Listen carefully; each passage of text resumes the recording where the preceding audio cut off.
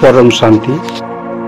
আপনাদের সকলের প্রতি শুভেচ্ছা, অভিনন্দন ও আন্তরিক ভালোবাসা দিয়ে আজকের বিষয় শুরু করছি। প্রিয় শ্রোতাগণ, মন এবং অহংকার আত্ম উপলব্ধির দুই প্রধান বাধা। কিন্তু কিভাবে মনকে শান্ত এবং অহংকার জয় করা সম্ভব, আর সেটি আমরা বোঝার চেষ্টা করব আজকের আলোচনায়। আত্ম অনুসন্ধানের যদি কথা বলি, আমরা মানুষ প্রতিনিয়ত বাইরের দুনিয়াকে জয় করার চেষ্টা করি, কিন্তু কখনো কি নিজের মনকে জয় করার কথা ভাবি কিংবা কখনো চেষ্টা করেছি? অথচ আসল যুদ্ধটা বাইরে নয়, ভেতরে। আত্ম উপলব্ধির পথে সবচেয়ে বড় দুই বাধা হলো মাইন্ড এবং ইগো। মন আমাদের সর্বক্ষণ টেনে নিয়ে যাচ্ছে বাইরে, আর অহংকার আমাদের বেঁধে রাখতে চাইছে ভেতরে। মন এমন এক অদৃশ্য শক্তি, মনের কাছে আমরা প্রায় সবাই পরাজিত। একটি গান শুনেছিলাম, আমি বা কে, আমার মনটাই বা কে, আজও পারলাম না আমার মনকে চিনিতে। সত্যি, মনকে চেনা বড় কঠিন। কথাগুলি এখন মেলাতে পারি। আর এই মন থেকে উৎপত্তি হচ্ছে চিন্তা, আকাঙ্ক্ষা, ভয়, স্মৃতি। এগুলো সবই মনের খেলা। কিন্তু সমস্যা তখনই শুরু হয় যখন আমরা মনকে আমি ভেবে বসি। মন যদি নিয়ন্ত্রণে না থাকে, তো অবশ্যই মন আমাদের নিয়ন্ত্রণ করবে। আমাদের মন হলো একটি অশান্ত ঝিলের মতো। যখন ঝিল শান্ত হয়ে যায়, তখন আপনার প্রতিবিম্ব খুব সহজেই স্পষ্টভাবে দেখতে পাওয়া যায়। ঠিক একইভাবে আমাদের মন যখন স্থির হয়ে যায়, তখনই আত্মা প্রকাশ পায়। আসল কথা হলো, মন আছে মানে আমি নেই, আর আমি আছি মানে মন নেই, মন বিলুপ্ত। এখানে আমি বলতে সেই পরম চেতনার কথা বলছি। অবশ্য সাধনা মানে মনকে শান্ত করা বা স্থিরতার সঙ্গে মনের পরিচয় ঘটানো। কম্পিত জল আপনার প্রতিবিম্ব কখনোই ধারণ করে না। ঠিক তেমনি অশান্ত মনে ঈশ্বর বা আত্মা ধরা দেয় না। তাহলে প্রশ্ন হচ্ছে, মনকে শান্ত করবেন কিভাবে? মনকে শান্ত করার উপায় আছে, অবশ্যই আছে। ধ্যান, মেডিটেশন। অন্তত প্রতিদিন 15 থেকে 30 মিনিট নিজের সঙ্গে নিঃশব্দে বসুন। প্রতিদিন, যতদিন না আপনার মন স্থির হচ্ছে না। শ্বাসের ওপর মনোযোগ দিন। ঠান্ডা নিঃশ্বাস ভেতরে যাচ্ছে, গরম নিঃশ্বাস বাইরে বেরোচ্ছে। চিন্তা উঠলে শুধু দেখুন, চিন্তা আসছে, অবশ্যই চলে যাবে। কিন্তু চিন্তাগুলোকে অনুসরণ করবেন না। চিন্তাগুলোকে ধরে চিন্তার সঙ্গে একাকার হবেন না। দেখবেন ধীরে ধীরে আপনার মন শান্ত হচ্ছে। আবার কখনো কখনো প্রকৃতির সান্নিধ্যে, নির্জনে গাছের নিচে, নদীর পাশে বসে থাকুন। কর্ণপাত করুন প্রতিটি জলপ্রপাতকে। শ্রবণ করুন জলের কলরব। দেখবেন মন প্রাকৃতিকভাবে স্থির হচ্ছে। আবার নাম স্মরণ বা জপ করতে, যে কোনো পবিত্র নাম, যেমন আল্লাহ, ওং শান্তি, রাম, নারায়ণ, আপনারা যে যেটা আর কি পছন্দ করেন, এই নামগুলো যদি একাগ্র চিত্তে জপ করেন, তাহলে আপনি বুঝতে পারবেন মন নিজে থেকেই প্রশমিত হচ্ছে। আবার যে সমস্ত চিন্তাগুলো আপনার মনে আসছে, সেই সমস্ত চিন্তাগুলো আপনি নিজের সঙ্গে কোনো রকম চালাকি না করে ইমানদারির সঙ্গে কাগজে লিখে ফেলুন।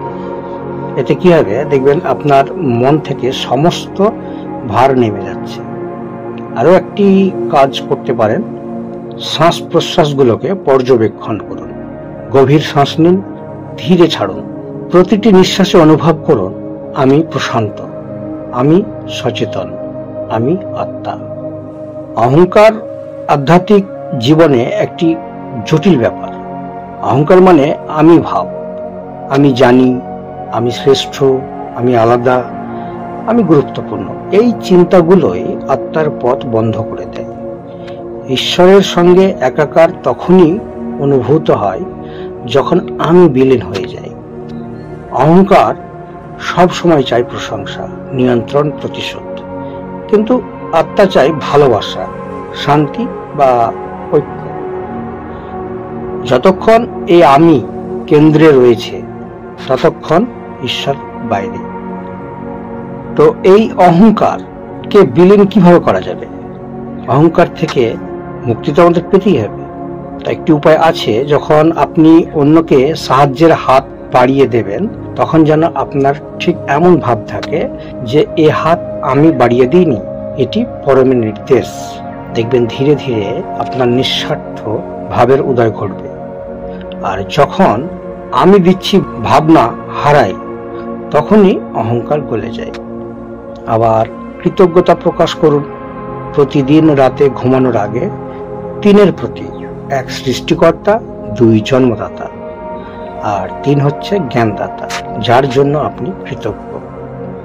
এটি অহংকারকে নম্রতায় পরিণত করে। তারপরে যেটি করবেন সেটি হচ্ছে ক্ষমা। যে ক্ষমা করতে পারে সে নিজের ইগো থেকে মুক্ত অবশ্যই হয়। অহংকার বলে আমি ঠিক, আমি প্রতিশোধ চাই। আর আত্মা কি বলছে? আত্মা বলে আমি শান্তি চাই। আর এটি সত্য। ক্ষমার পাশাপাশি আরো একটি বিষয় আমাদের মনে রাখতে হবে, নম্রতা। নিজেকে বড় মনে না করা। দেখুন না, একটি ফুল প্রতিনিয়ত সুগন্ধ দিয়ে যাচ্ছে, সূর্য প্রতিনিয়ত সৃষ্টিকে আলোকিত করছে, চন্দ্র তার মিষ্টি আলোর আভায় রাত্রিকে আচ্ছাদিত করছে, কিন্তু অহংকার ছাড়াই।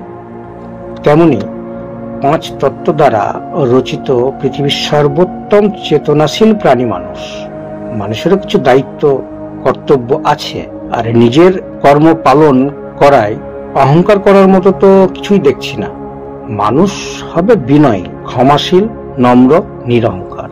কিন্তু বর্তমানে সেটি দেখাটাও একটা সৌভাগ্যের ব্যাপার, কারণ আমাদের মাঝে চলে আসছে মন, আর মনই হলো অহংকারের কর্মক্ষেত্র।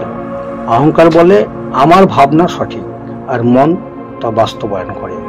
তাই মন ও অহংকারকে আলাদা করে নয়, একত্রে বুঝতে হবে। যখন আপনি চিন্তা পর্যবেক্ষণ করেন তখন আপনি চিন্তা নন, এই ভাবনাটি থাকতে হবে। ভাব থাকতে হবে আপনি একজন সচেতন দর্শক। এই অবস্থায় অহংকারের নিয়ন্ত্রণ ভেঙে দেয়।